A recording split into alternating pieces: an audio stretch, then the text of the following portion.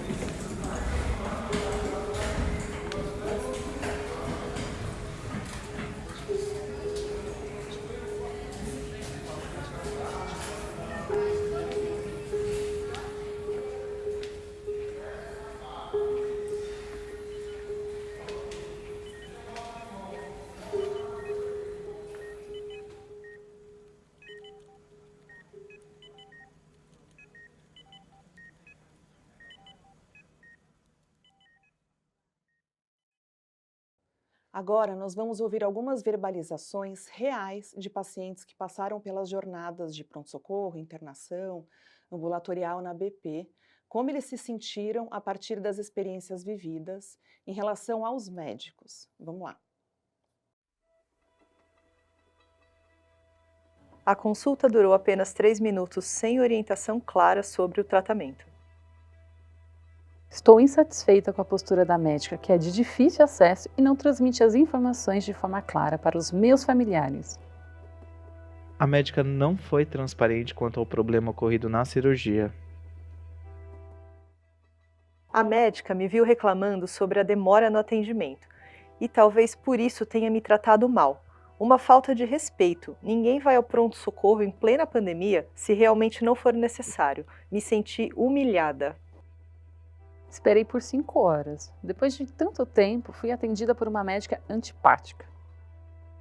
Uma falta de atenção do médico que estava mais preocupado em comer bolo e ainda me atendeu com máscara no queixo em plena pandemia. Me deixaram na maca e esqueceram de mim. A médica foi grosseira. Estava vendo fotos no celular. A médica passou no quarto, porém o paciente estava no banho. Disse que voltaria depois e não voltou mais. Quando ligamos, foi grosseira. O médico me examinou à distância, apontando para o próprio abdômen e perguntou: "Dói aqui?" O médico não estava preparado para atender uma criança de 2 anos.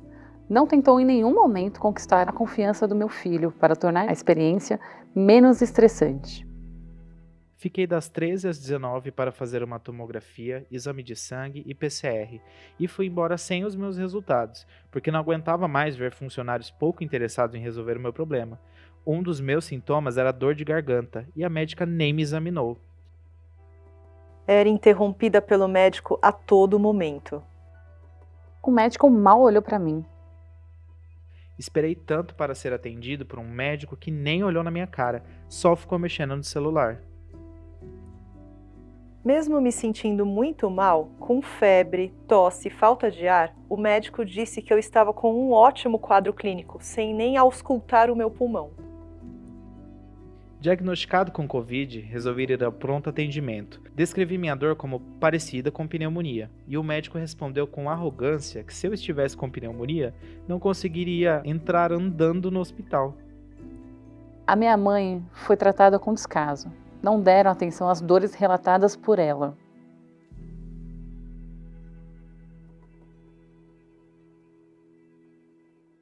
E hoje eu trouxe um convidado que é o Dr. Marcelo Alvarenga. Ele é médico endocrinologista, especialista em experiência do cliente, já tendo atuado em diversas instituições hospitalares, CEO na Conecta Exp, presidente da Sociedade Brasileira de Experiência do Paciente e Cuidado Centrado na Pessoa, e também faz parte do conselho do Instituto The Beryl. Bem-vindo, Marcelo. Obrigado, Bia. Então, eu vou fazer algumas perguntas para você, para a gente debater aqui. Primeira delas, você é médico e há muitos anos trabalha com o tema de experiência dos clientes em hospitais. Na sua opinião, qual é a maior insatisfação dos clientes em relação aos médicos? Olha que legal, Bia. Tem tudo que eu vou trazer um pouquinho também de estudo, né, de experiência, não só pessoal, mas estudo. Tem uma questão muito importante voltada para a experiência dos pacientes, dos seus familiares, dos seus acompanhantes nas instituições de saúde, que fala para a gente o seguinte, que 3 pilares são importantes para determinar uma boa ou má experiência dentro de uma instituição, né? E esses pilares a gente poderia defini-los como pessoas, processos e ambiente, né? Pessoas está relacionado principalmente à questão técnica, mas essencialmente a parte comportamental, de comunicação, a parte relacional. Processos é muito o que a gente submete o paciente a esperas, burocracias, coisas desse tipo. E ambiente, né, propriamente dito, é acolhimento, é a ambiência em si, serviços, higiene, conforto, né, barulho, ou, na verdade, a questão do silêncio. E quando a gente analisa, assim, o que mais determina positivamente ou negativamente a experiência de um paciente com instituição e com profissionais, está relacionada ao item pessoas.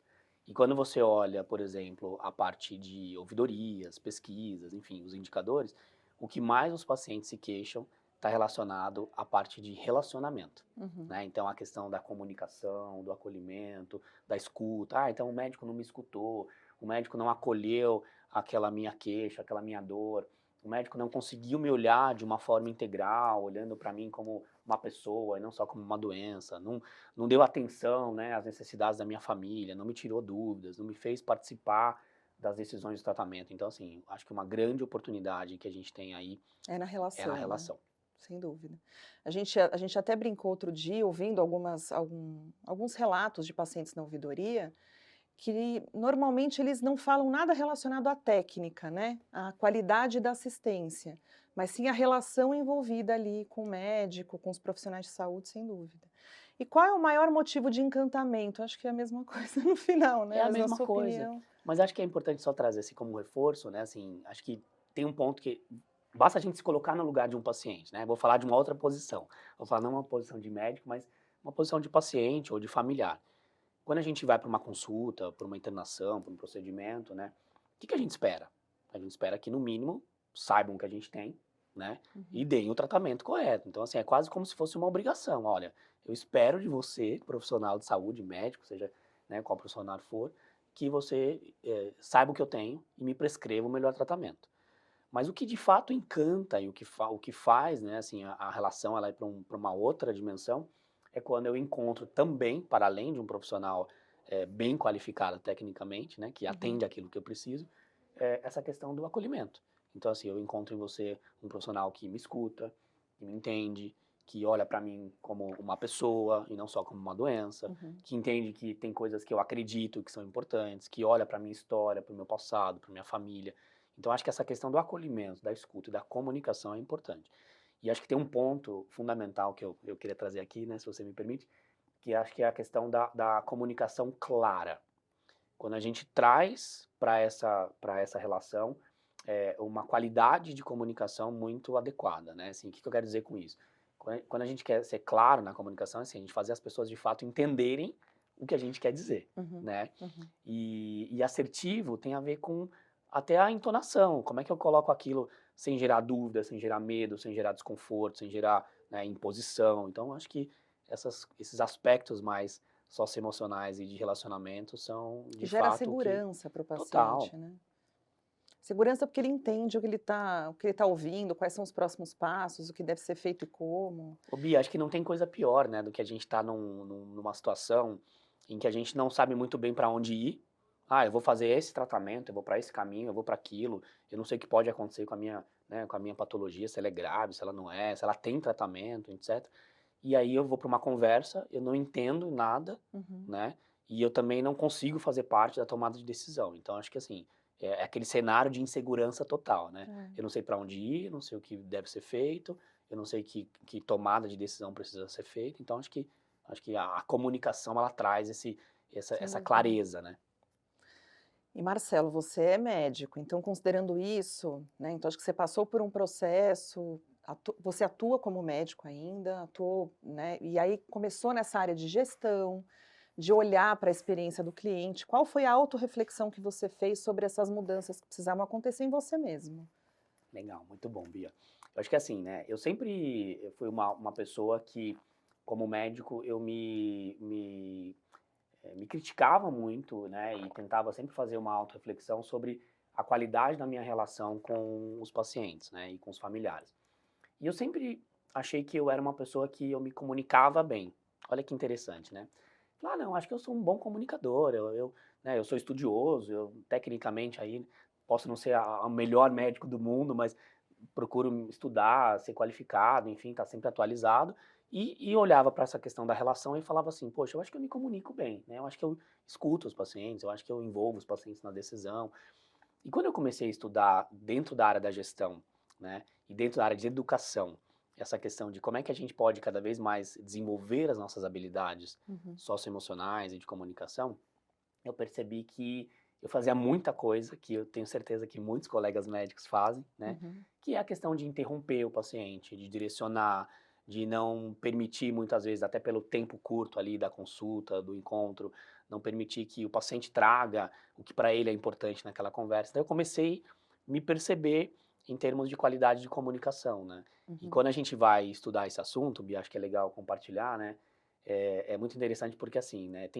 Assim como para a parte técnica, tem várias coisas demonstradas que fazem sentido, né? Então, vou trazer um exemplo aqui médico, né? Todo médico que está em formação ou que atua aí na emergência, por exemplo, tem uma formação voltada para, que é o tal do ACLS, né? Já deve ter ouvido falar, Já. que é o atendimento padronizado aí de emergência cardiológica. Uhum. E aí você aprende lá, né? O passo a passo que você deve fazer para você melhorar as chances daquela pessoa ter uma vida, né? De fato, ter uma sobrevida, ter um desfecho melhor naquela emergência. E aí você aprende um passo a passo. Na comunicação, é a mesma coisa. Tem vários estudos e publicações mostrando pra gente que o que é mais eficiente, né, no sentido da percepção do paciente na qualidade da nossa comunicação. Então, assim, como é que eu me apresento, como é que eu fico atento ao meu não verbal, né, a minha Uhum. comunicação não verbal, que é quase 70% de como a gente se comunica. Sim. Como é que eu devo trazer naquele momento inicial da conversa com o paciente uma negociação do que a gente vai falar naquela consulta, né? Porque na cabeça do paciente tem um monte de coisa que ele quer trazer para aquele encontro. Sim. Na minha cabeça como médico, tem um monte de coisa que eu quero trazer para conversar com aquele paciente. E talvez não vá dar tempo de falar tudo o que a gente quer. Então, como é que a gente negocia isso? Uhum. Como é que eu dou tempo para o paciente trazer tudo que ele quer me dizer, né? Sem interromper, sem direcionar, valorizando o que ele está sentindo. Você quer ver uma coisa muito, Uhum. muito prática, assim, que acho que vale a pena compartilhar, que a gente faz sem perceber? As pessoas, elas contam histórias, né? E na cabeça do médico, a gente foi formado para fazer diagnósticos. Então, o médico é muito baseado em fatos. Então, você está Uhum. me contando uma história, na minha cabeça, eu estou aqui pensando o que pode ser, qual pode ser o diagnóstico, né? Porque eu estou muito focado em identificar sintomas e fechar ali uma doença, Aham. pensar num tratamento, etc. Tá. Só que quando você me conta uma história, você não me conta só fatos, você conta vários sentimentos. Você conta que você ficou nervosa, que você ficou ansiosa, que você está com medo, que você está frustrado, enfim, uma série de coisas. E o que a gente faz como profissional, médico? A gente vai lá e desvaloriza o que você traz de sentimento. Desvaloriza. Então você fala assim, ah não, Bia, não fica assim não. Uhum. Não fica triste, não fica nervosa, vai dar tudo certo. né? E todos os estudos de comunicação falam o contrário, falam assim, olha, você na verdade... Invalida como o paciente se sente em relação àquilo, né? Exato, então faz o contrário. Então assim, peraí, ó, valida o que ele tá te trazendo e não invalida, né? Valida, traz pra junto e mostra que tem caminhos possíveis, né? Então eu acho que eu fui com isso, né, me aprofundando nessas estratégias de repensar a minha comunicação e olhar de uma forma mais eficiente, né, essa questão da relação. E Marcelo, mas assim, todos somos seres humanos, né? Perfeito. O médico também sofre, o médico também sente dor, né? Como que o médico, ele lida com a dor do outro ou com o cenário do outro, sem balizar pela régua dele? Então é o que você falou, desvaloriza porque para ele, na perspectiva dele, aquilo não tem tanto valor. Como que ele consegue fazer isso? Como que ele se abre nesse ponto e olha realmente para o paciente, valoriza, ouve e direciona de uma forma a partir daquilo, considerando isso? Olha Quais que, são as dicas, assim, qual é o caminho? Bi, olha que legal, né? Tem uma frase que é muito, assim, né, que vem ao vento quase, assim, que se fala assim, o que que é empatia, né? Se perguntar para as pessoas, o que que é empatia? De bate pronto as pessoas falam o quê? Ah, Se empatia, colocar no lugar do outro. capacidade de se colocar no lugar do outro, né? Mas será que é isso que é empatia? Então eu quero trazer uma provocação, que eu não vejo empatia como a gente se colocando no lugar do outro. Por quê? Porque é exatamente isso que você trouxe, o lugar do outro é do outro. É do outro. Eu nunca vou conseguir estar no seu lugar, eu posso imaginar o que você sente, eu posso tentar compreender, né, sentimentos, enfim, o que você possa estar passando naquela situação específica, porque o teu lugar é teu. Então quando a gente pergunta assim, ó, empatia é se colocar no lugar do outro? Não, né? Não é isso. E a outra coisa é assim, eu devo tratar o outro como eu gostaria de ser tratado? Também não. Porque, na verdade, eu tenho que tratar ele como ele gostaria de ser tratado. Então, uma dica é assim, pergunta para as pessoas o que é importante para elas. Né? Então, olha só, nós estamos aqui numa situação, a gente está numa situação, por exemplo, clínica, né, cheio de sintomas, a gente está aqui diagnosticando uma condição, vai falar de tratamento, etc. E aí a gente vai começar a entrar numa história de que o que aquilo está te trazendo de sofrimento, de sentimentos, né? Porque pode ser sofrimento, pode não ser. E aí, assim, a partir daquelas emoções que a pessoa traz pra gente, né? Então tá bom, então Bia, então me fala, o que pra você faz sentido? Olha, tem algumas opções de caminho aqui pra gente percorrer. Se a gente for pelo caminho A, faz sentido pra você? Ah, não, não faz. Porque isso, eu não quero sentir dor, eu não quero sentir aquilo, eu não quero passar por esse tratamento, eu não quero perder o cabelo, eu não quero, seja o que for. Mas né? eu achei genial o que você falou do sentimento. Eu nunca estive numa situação, num atendimento médico e o médico me perguntou como eu me sentia, não fisicamente, como eu me sentia emocionalmente em relação àquilo. Inclusive, você falou, né, como perguntar sobre a emoção em relação aos caminhos possíveis, né? Perfeito. Achei genial, genial. Eu até participei de uma palestra recentemente da Brené Brown, um festival que eu fui, e ela lançou um livro que chama Atlas do Coração, onde ela menciona o quanto é importante a gente nomear os sentimentos, para que, uma vez ditos, né, eles são compreendidos e a relação muda ali. Achei maravilhoso. E Bia, e posso trazer um ponto também nesse sentido, completando aqui? Acho que é assim, né? Essa questão dos sentimentos, ela vale tanto para o paciente, para a família, né, que está ali naquela situação, mas vale também para o profissional, né? Acho que um ponto importante aqui é assim, essa coisa que você trouxe. Ah, mas será que a gente consegue não se envolver? Será que a gente se envolve demais? Será que a gente sofre junto? Como que é isso? E eu vou te dar um depoimento meu pessoal, tá? Eu não acredito que a gente, quando a gente entra numa relação de cuidado, a gente consiga ter uma distância em que a gente não se envolva.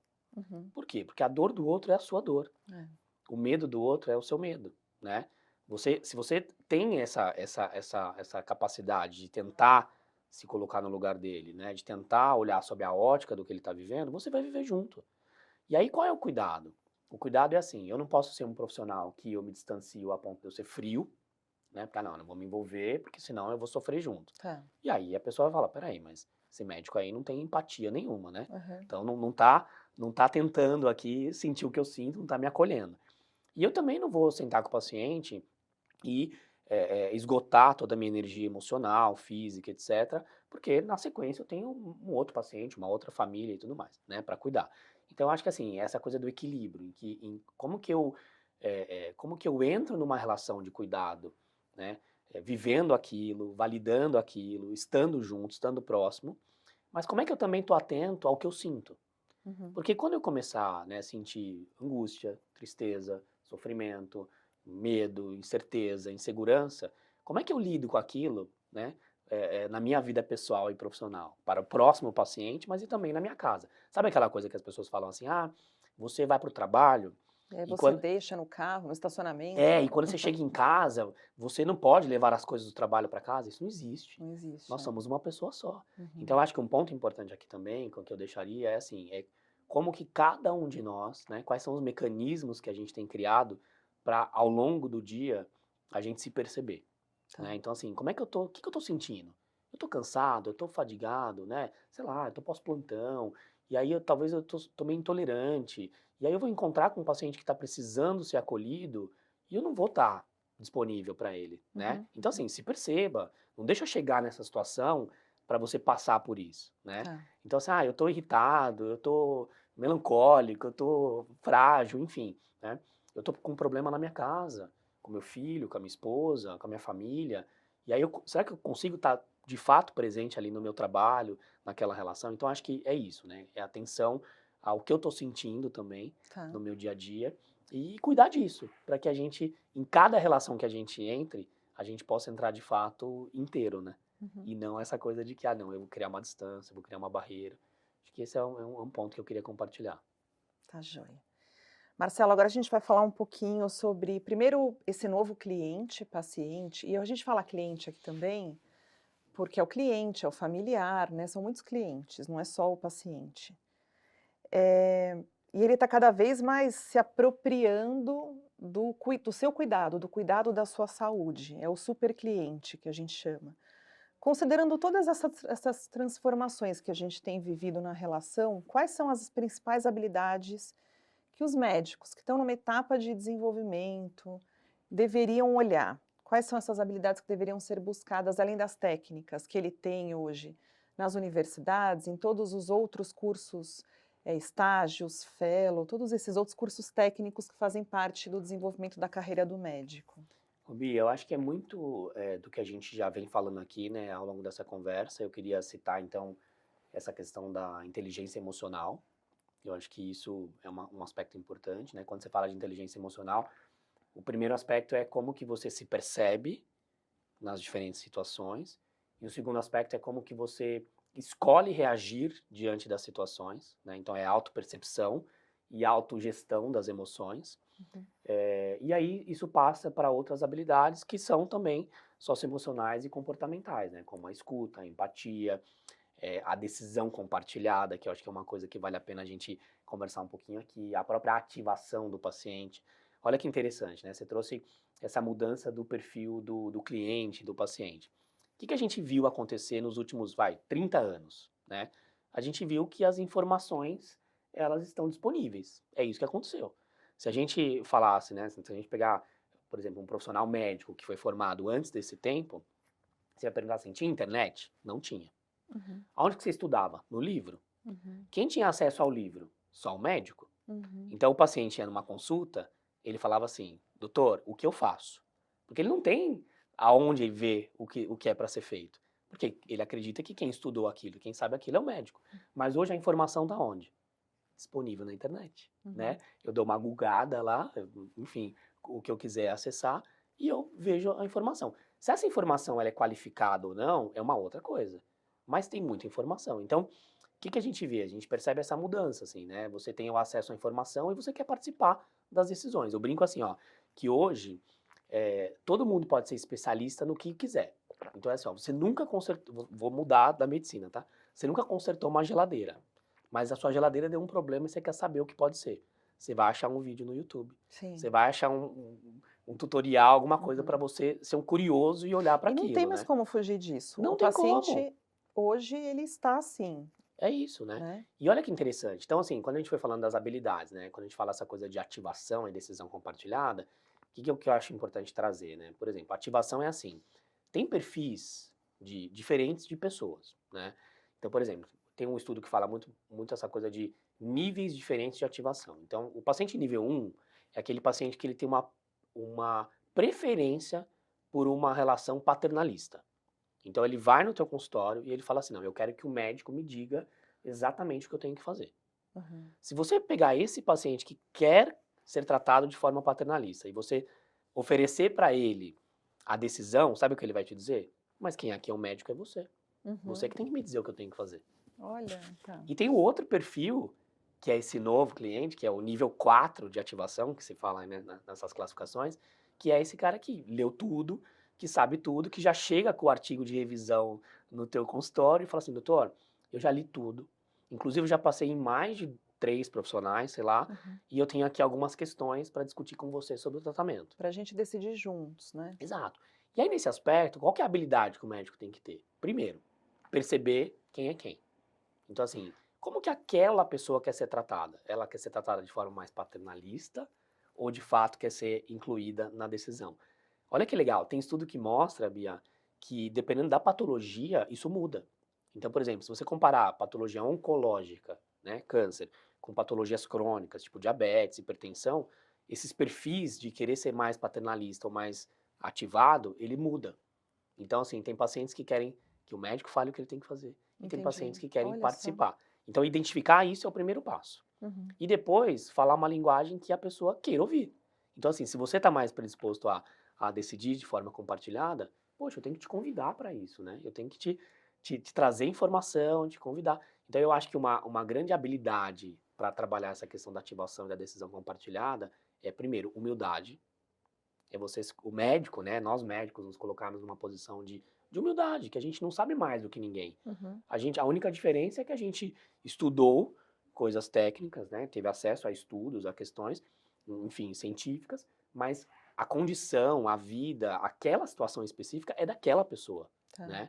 Então, assim, você não. Então, adaptabilidade também, né? Exatamente, né? Então, acho que humildade e tem um ponto, adaptabilidade, como você falou, e eu acho que tem um ponto importante que é você você ter essa sensibilidade para identificar quem é quem, né? Assim, trazendo esse convite gentil aí para essa decisão, Então, a né? leitura, né? Eu acho que é... É isso, é. né? Mas olha que interessante, quando a gente, e só para concluir, né? Quando a gente fala assim sobre decidir de forma colaborativa, eu também não posso trazer ali numa linguagem extremamente técnica, né? Extremamente e achar que a pessoa entendeu e jogar para ela a responsabilidade de decidir, né? Uhum. Não, assim, ó, eu tenho que fazer uma leitura também do grau de compreensão daquela pessoa, né? Uhum. Então, além da humildade, além dessa coisa de perceber quem é quem, é assim, será que o que eu estou dizendo está sendo compreendido? Perfeito. E depois que aquilo é compreendido, tá bom, então vamos ali, né, o que a gente chama de deliberar. Então vamos decidir, eu vou pelo caminho A, vou pelo caminho B e tudo mais. Então eu acho que essas são algumas habilidades, né, que a gente precisa ter nesse contexto de relação. Tem um ponto também, a gente fala muito de saúde integral, né? O indivíduo integral na sua integralidade. E aí, hoje, a medicina, esse é um dos maiores problemas da medicina, que é essa visão compartimentada do indivíduo, um pouco dessa habilidade que também passa pelo relacional, a habilidade de você se relacionar com outros agentes que também estão olhando para aquele indivíduo, para oferecer uma visão mais ampla dele, né? Então, acho que sem dúvida passa por isso também, nessa relação com pares, com colegas médicos de outras especialidades, para oferecer um cuidado mais integral, né?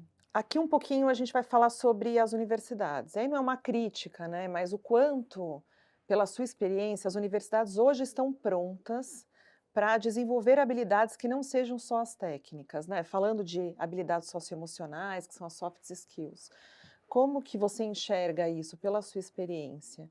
E se você vê um caminho, e qual é o caminho? Porque se não é na faculdade, e o médico já sai da faculdade, e ali vem residência, estágio, enfim, uma vivência em enfim, fora do país, eventualmente, aí começa a trabalhar pra caramba, e o médico é professor, e o médico é empresário, porque depois ele vai ter um consultório, ele tem tantas habilidades, ele precisa ter tantas... qual é o caminho para conseguir desenvolver isso? Ô, Bia, então assim, né, eu vou fazer 2 comentários, tá? Primeiro, um comentário com relação à questão do cuidado integral que você trouxe. De fato, olha que legal, né? A gente fala assim, ah, não, eu quero cuidar das pessoas na sua integralidade. Isso é muito bonito, isso é até poético, né? É filosófico, É, assim. filosófico, mas na prática é muito difícil. Por quê? Porque primeiro que as pessoas nem entendem, né, o que significa cuidar, o cuidado integral. Então, quando a gente olha para as dimensões de necessidades das pessoas, a gente tem lá, a gente é muito focado na questão física. Ah, o procedimento, a cirurgia, o medicamento, aquela coisa que a gente já falou aqui, né? Mas como é que a gente amplia o nosso olhar para a questão emocional, para a parte social, cultural, né, espiritual?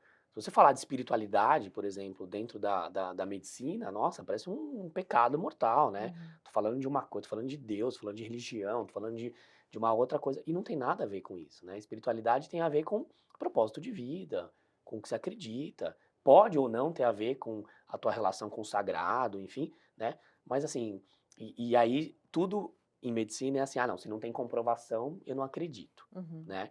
É Então, perfumaria, é né? perfumaria.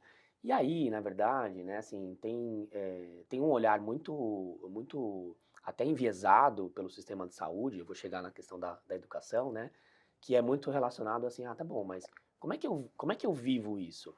Eu vivo isso se tem algum direcionador para aquilo. Então, assim, por que que é difícil viver o cuidado integral? Porque, inclusive, nós somos remunerados para olhar para a dimensão física como instituição, como profissional, tá certo? Uhum. A gente tá aprendendo a olhar um pouco para o aspecto emocional, para a saúde mental. Para as outras coisas a gente não olha, né? Tem um assunto extremamente importante nessa discussão que se fala assim, ó, determinantes sociais da saúde, que são as coisas que acontecem, quer ver? Acesso à medicação, acesso à consulta, né? Se a pessoa tem um suporte familiar e social para poder entender a gravidade daquela condição e fazer o tratamento. Tá. Enfim, tem outras questões. Então, acho que isso tem que entrar na pauta da discussão. E falando um pouco sobre a questão do desenvolvimento, né? Eu vou te dizer assim, que não, nós não estamos preparados, né, para lidar com este novo perfil de pacientes, né? Acho que as universidades, na sua grande maioria, claro que eu não vou generalizar e dizer que são todas, mas na sua grande maioria elas não estão preparadas para formar o profissional médico que tem essas habilidades técnicas, socioemocionais, relacionais, de comunicação, de criatividade, de trabalho em equipe, né? Pois é. A gente é formado para fazer diagnósticos, conhecer de doenças e não sobre pessoas, né?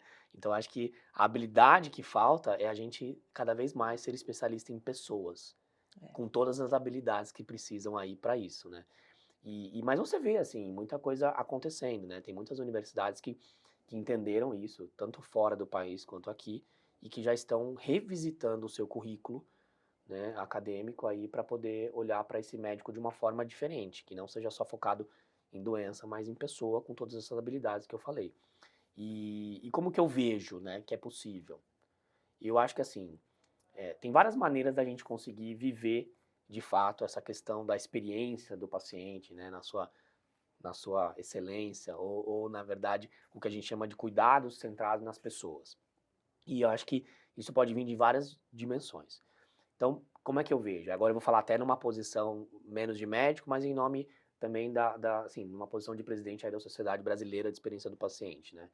E cuidados centrados na pessoa. Que eu acho que assim, tem algumas coisas que podem ser esses motivadores. Então, por Uhum. exemplo, vou dar aí alguns exemplos de possibilidades, né?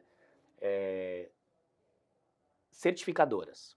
Então, vai vir uma certificadora que vai dizer o seguinte: olha, precisamos ser centrados nos pacientes. Então, para você ser certificado, qualificado, né, você como instituição nisso, você tem que preencher aqui os requisitos. É uma motivação. Uhum. A outra motivação vai ser assim: daqui a pouco, planos de saúde, né, fontes pagadoras vão dizer: ó, você é centrado no paciente? Então, tem aqui algumas coisas que eu quero saber se a gente de fato consegue medir que o teu paciente ele tem uma boa experiência. E aí eu vou te remunerar de uma forma diferente. E tem o próprio paciente, né? Que tem ali uma postura cada vez mais protagonista, proativa, e ele vai na mídia, e ele vai dizer, e ele vai escolher o profissional que de fato olha ele sobre esse aspecto mais humano.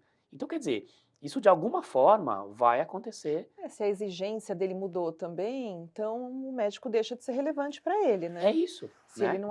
não tem esses requisitos É para... isso. Então isso vai vir de várias maneiras, né? E aí, falando um pouquinho das instituições de ensino, de educação, né? Como que isso vai vir, na minha opinião, né? Na minha humilde opinião? Eu acho que vai vir, assim, dos próprios perfis, né, de alunos. Então, assim, eu vou buscar uma universidade, um curso, que de fato atenda a essas novas necessidades. Se eu vejo que aquela universidade ela ainda está naquele modelo muito antigo, peraí, se eu tenho opção, né? Eu também sou um cliente, eu posso escolher. Então eu vou nessa universidade, vou naquela outra, eu vou fazer esse curso, eu vou fazer aquele outro. Então eu acho que assim, tem um ponto que tem várias maneiras de como esse ecossistema, eu acho que ele vai se transformar e ser de fato centrado no paciente, né?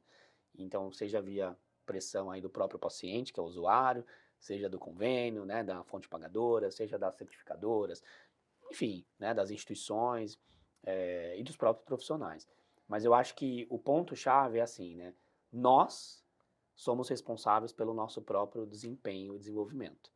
Então, assim, se eu estou numa situação, numa realidade que eu não tenho condições, né, não tive na minha graduação, na minha residência, na minha formação, aquilo, e aquilo é uma necessidade, que eu possa buscar no mercado maneiras de fazer isso. Eu não preciso sair do país para fazer isso. Tem muita gente Muitas boa vezes, fazendo isso aqui, né? normalmente, é uma instituição que não seja da área médica. Então, não é uma Exato. faculdade de medicina, né?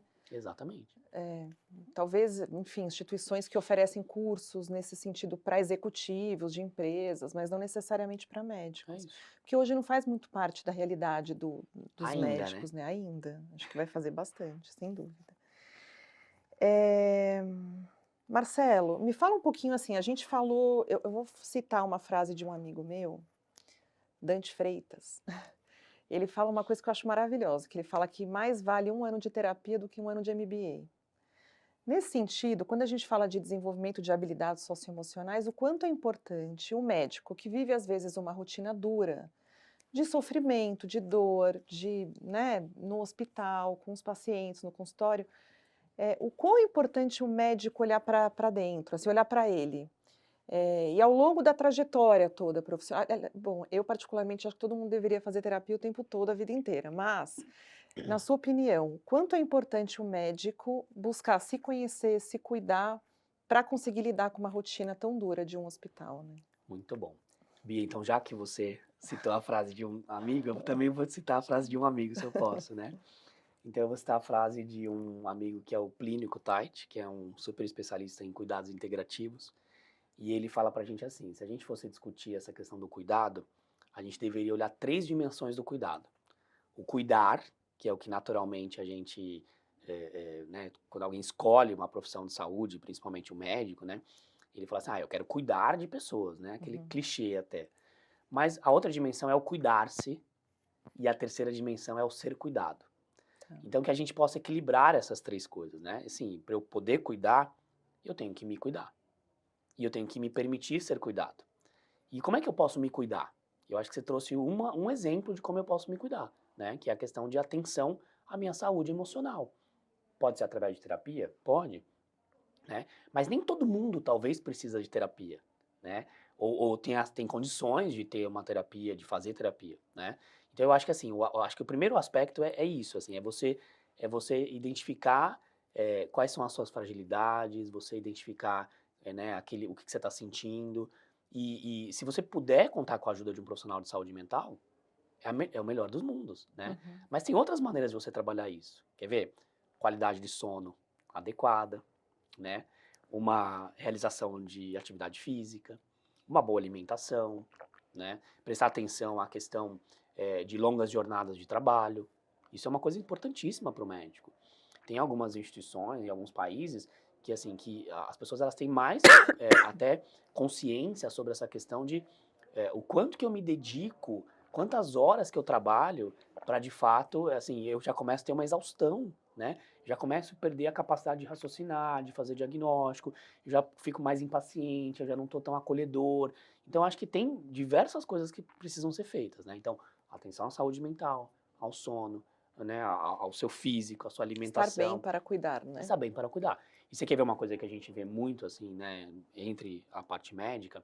Abuso de álcool, abuso de drogas, né? Então, várias questões importantes, Uhum. né? E a gente vê um índice altíssimo aí de patologias mentais, de até suicídio dentro da comunidade médica, né? Então, Uhum. acho que você trouxe um aspecto fundamental, que é se perceber e buscar estratégias para você se cuidar, né? Porque se você não se cuida, como é que você vai cuidar de alguém, né? Acho que esse é um ponto fundamental. Agora eu vou para a pergunta final, que nosso tempo está terminando.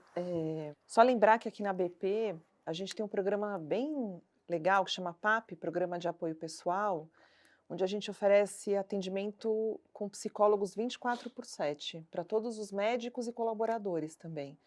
Depois desse momento de pandemia que a gente passou, se tornou ainda mais relevante, né? Trabalhar com esse tema e apoiar os nossos profissionais. Marcelo, no futuro, na sua opinião, onde que o médico entregará valor? Então a gente sabe que inclusive era um ponto que eu queria trazer antes, né, que a gente fala, você falou muito de gestão de pessoas, nas habilidades que o médico tem que desenvolver, e a tecnologia ela está transformando muito os cuidados de saúde dos pacientes. Inclusive é a própria tecnologia que está permitindo com que as pessoas se empoderem mais e participem dos seus cuidados de saúde. Nesse sentido, né, que eu falo, a tecnologia deveria também fazer parte dessas habilidades, os médicos também deveriam se desenvolver em relação à tecnologia, concorda? Perfeito. Mas então no futuro, como que o médico vai entregar, vai gerar valor para o paciente, já que esse cenário, né, o cuidado se transforma bastante no futuro daqui a pouco, né, não é é o futuro já. O futuro hoje, né, É. Bia? Eu acho que assim, né, como que eu vejo que o médico, ele gera e ele vai gerar cada vez mais valor? Sendo cada vez mais humano. Desenvolvendo habilidades que só nós, seres humanos, temos, né? Que a gente já falou aqui várias delas. Então, sendo um médico que seja acolhedor, que seja gentil, que escute, que valorize ali os sentimentos da pessoa, que entenda, né, o perfil de cada um, no sentido de quem quer ser mais paternalista, quem quer ser menos. Então, trabalha essa questão da ativação, né, da educação do paciente, que convide o paciente e a família para essa conversa clara, genuína, transparente, que trabalha essa questão de decisão. Eu acho que uma coisa muito importante que eu vejo é assim, o médico cada vez mais, ele vai ser uma pessoa que vai ajudar outras pessoas a tomarem decisões. Então ele é como se fosse um consultor, né? Então assim, eu não sou especialista em tudo, mas eu tô te ajudando a tomar decisões. Será que o melhor caminho é esse, o melhor caminho é aquele? Então, acho que nunca nós médicos perderemos, né, essa questão da necessidade de continuar estudando os aspectos técnicos. Mas cada vez mais a gente vai ter uma necessidade de trabalhar as habilidades que são relacionais e humanas. Então eu diria assim, que o médico que vai gerar valor cada vez mais é aquele médico que é cada vez mais especialista em pessoas e que sabe lidar com diferentes perfis emocionais, comportamentais e que de fato tem uma comunicação clara e que convida gentilmente o paciente e a família para essa conversa, né? Eu acho que isso para mim é o que não é o futuro, é o presente, né? É o que nós estamos vivendo e é o que cada vez mais vai ser valorizado pelo paciente. Tá joia. Marcelo, muito obrigada pela sua participação. A gente está chegando ao fim da Semana da Formação Médica. Nessa etapa de sensibilização, pensando em como acessar toda a humanidade dos nossos médicos, né? Eu agradeço pela presença de vocês, participação de vocês, e a gente se encontra nos próximos eventos. Obrigada.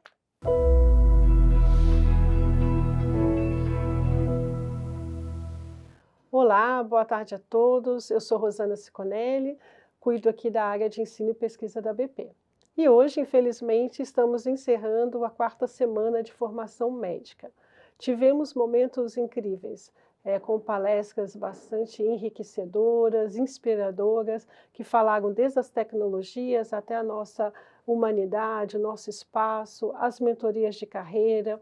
E eu agradeço a todos que participaram, tanto assistindo quanto também nos colaborando para que esse conteúdo fosse realmente incrível para vocês. Sabemos que nesse ambiente de troca é que a BP quer construir essa formação, né, do médico, do nosso profissional. Para que isso acontecesse, nós tivemos o apoio de algumas empresas que foram parceiras nossas nessa semana de formação, que são a Inspirali, a Partiu, a Medicina Júnior da USP e o Medic Talks, que é uma plataforma que ajuda na parte da carreira médica, alavancando a carreira com conteúdos relevantes, trazendo um pouco da experiência de vida real. E vocês podem se inscrever, baixar o aplicativo e se inscrever no medictalks.com e aí ter mais informações sobre a plataforma. Um outro ponto é que são para aquelas pessoas que não conseguiram nos acompanhar durante a semana ao vivo nas palestras. Ainda é possível, é importante. Você pode usar o seu link que você fez para o evento para acessar nossos conteúdos gravados aí na página do YouTube da BP. E aí, alguma coisa também que você queira rever ou quer compartilhar, fique à vontade para acompanhar-nos aí na nossa página. Os médicos de formação que estão aqui na BP Informação também terão esse conteúdo todo organizado na sua trilha de aprendizado, que estará na Academia Virtual de EAD aqui da BP. Agora, como curiosidade, né, todos com certeza querem saber como vai ser o processo de seleção para as sessões de coaching com a Adriana Tiepo. Então, o marketing, na próxima semana, fará o sorteio e divulgará para os vencedores. Fiquem atentos ao e-mail de vocês, ao que vocês se inscreverem. Né? Aproveitem também para responder a pesquisa de satisfação através do link que está no chat. Participem, que também é importante para que a gente traga outras informações para os nossos próximos eventos. Por fim, gostaria de agradecer a toda a equipe de ensino e pesquisa, Dr. Cláudio Magalhães, Dr. Renato Vieira, como nosso diretor, e a nossa equipe de marketing, na gerência da Bia Akel e também com a participação da Elaine Freitas, da Jaqueline Cari e do Alex Bezerra. Obrigada a todos por participarem da Semana de Formação Médica. Sigam a BP nas redes sociais e até o nosso próximo encontro.